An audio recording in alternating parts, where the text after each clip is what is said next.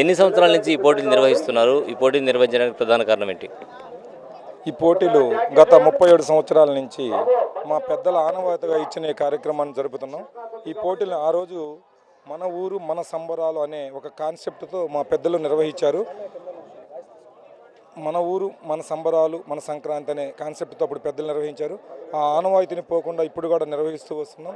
ఈ పోటీలలో తెలుగు 2 రాష్ట్రాల నుండి అనేక మంది ఈ కార్యక్రమాల్లో తిలకించేందుకు వస్తారు, పోటీలో పాల్గొంటారు.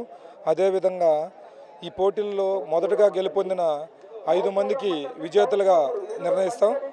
రాను పాను కలిపి 2.4 కిలోమీటర్ల దూరం గమ్యంగా పెట్టి సమయం నిర్దేశించి ఏ సమయం ముందుకు వస్తాయో వాటికి ఇస్తాం.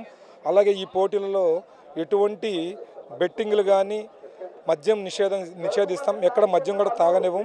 అన్నదానం జరుగుతాం.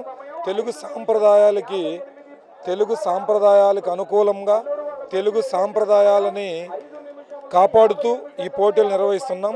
ఈ పోటీలను తిలకించేందుకు వచ్చిన ప్రతి ఒక్కరూ చాలా వినయంగా ఉండి కార్యక్రమాలు దిగ్విజయం చేసిన సహకరిస్తుంటారు.